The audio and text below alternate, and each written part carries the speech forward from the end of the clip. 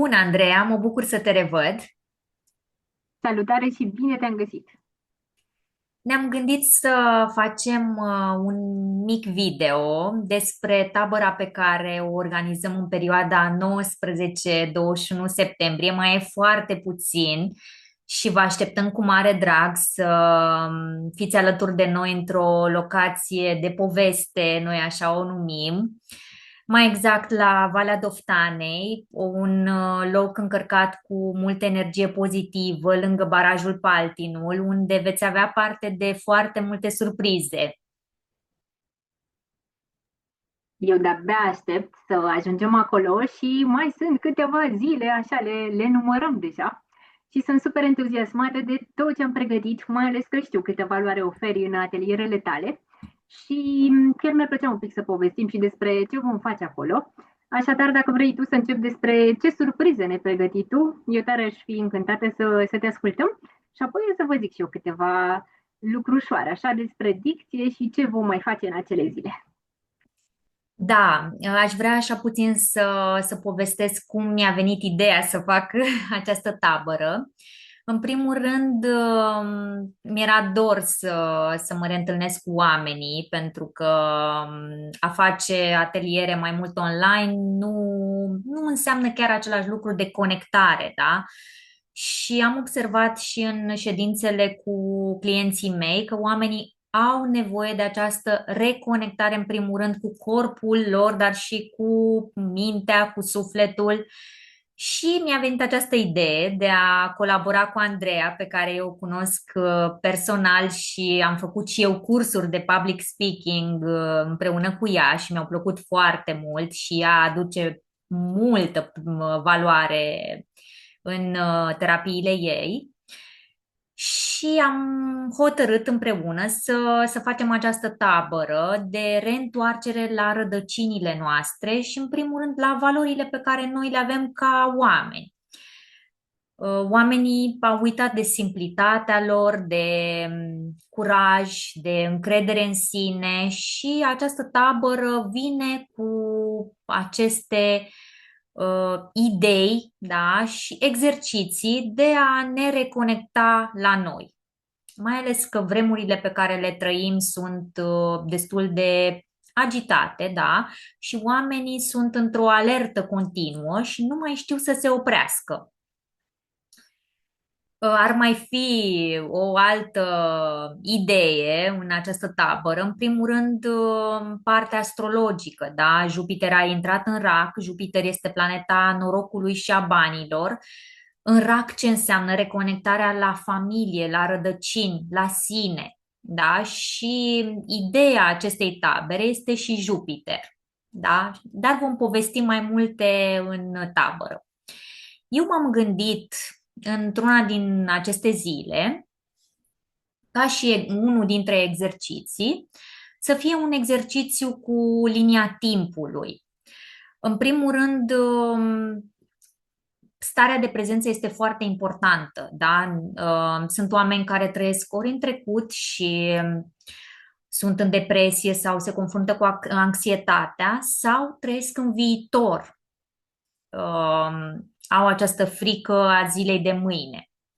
Dar pentru a reuși să atingi această stare de prezență, este nevoie să faci pace cu trecutul tău. Și exercițiul la care m-am gândit este un exercițiu, chiar așa se numește, linia timpului.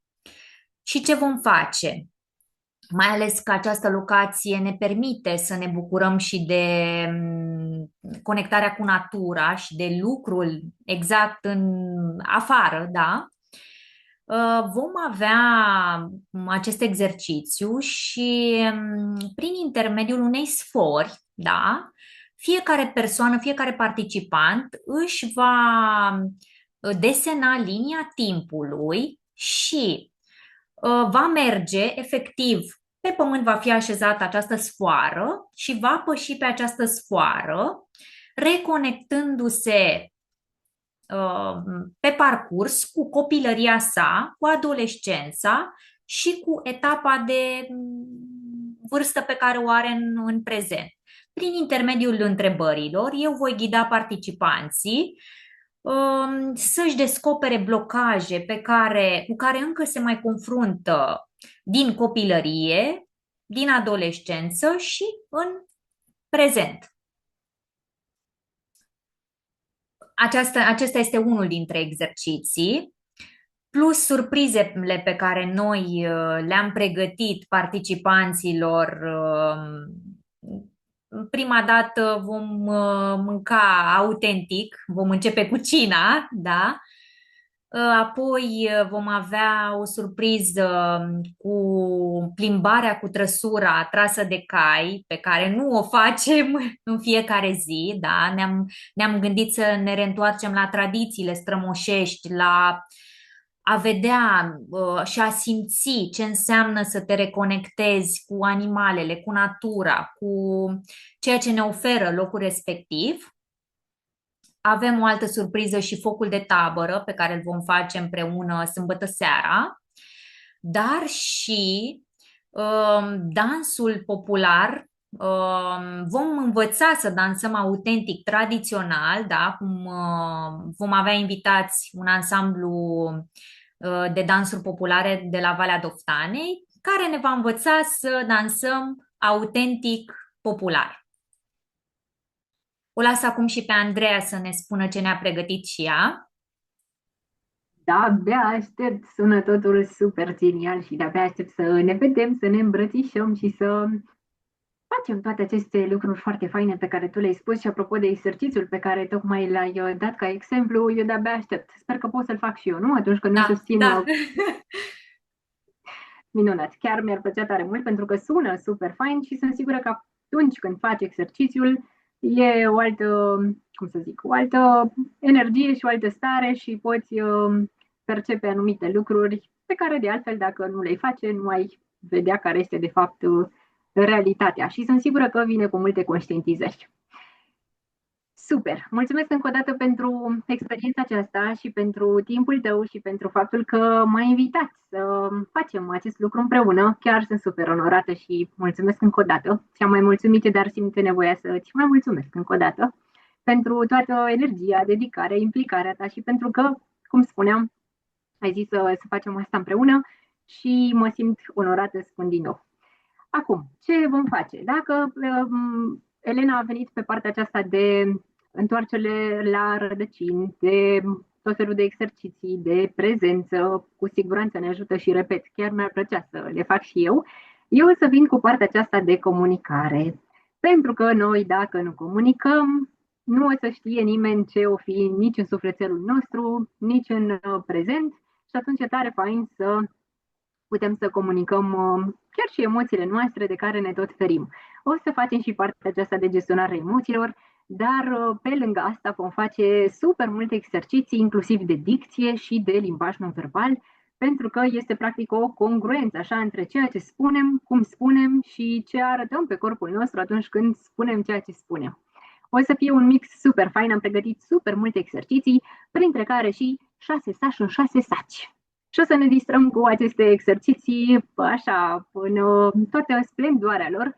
O să avem și feedback, o să facem și discursuri, poate și discursuri improvizate, să ne jucăm puțin și cu partea asta, dar o să țin cont și de nevoile participanților care vor fi alături de noi. Cu ce vom pleca din această tabără? Păi, sunt sigură că o să plecăm cu super multe prieteni legate, cu multe conștientizări, idei. O să mai vrem să facem o tabără similară și la anul, sunt sigură de asta, ediția cu numărul 2, dar Da. așteptăm feedback-urile voastre. Uite, zice da, deci clar o să fie și următoarea ediție și pe lângă asta cred eu că cel mai valoros lucru este partea asta de dezvoltare personală și când zic asta mă refer inclusiv la încrederea cu care noi vom pleca de acolo după ce am participat la cât mai multe astfel de activități împreună cu colegii. Mulțumesc tare mult încă o dată și nu știu dacă mai ai tu întrebări, situații, nelămuriri. Eu v-am dat doar așa un exercițiu pe care îl vom face acolo, dar asta este 1% din ce vă așteaptă. Pregătiți-vă! Da, aș mai vrea eu să adaug ceva. Vom avea și o invitată surpriză, da? Ne-am gândit că ar fi drăguț să invităm și oameni invitați, da, să-i avem pe listă. Și mai am o surpriză pentru voi, un alt exercițiu, pentru că locul tot așa ne permite și ne place aventura, da, mai ales în acel loc feric. M-am gândit la exercițiul cu vânătoarea de comori, da, care este un exercițiu destul de antrenant și care ajută mult oamenii să iasă din zona de confort. Așa că cine își dorește o adrenalina este binevenit în această tabără. Și eu îți mulțumesc, Andreea, pentru timpul tău și echipa, da, facem împreună echipă și sunt sigură că oamenii vor pleca mult mai încrezători, mult mai relaxați din această tabără. Important este să își dea voie pur și simplu să fie. Restul e cancan, exact cum îmi place mie să spun. Da. Mulțumesc și de-abia aștept să facem echipă în această tabără magică. Te Facem. îmbrățișez. Și eu și vă super așteptăm. Dacă aveți orice nelămuriri, întrebări, neclarități, veniți către mine sau către Elena și vă răspundem cu drag și bucurie. Până atunci, nu uitați să vă și înscrieți, cât și doar așa vă puteți asigura locul în tabără. Mulțumesc tare mult! Și eu mulțumesc, vă așteptăm cu mare drag.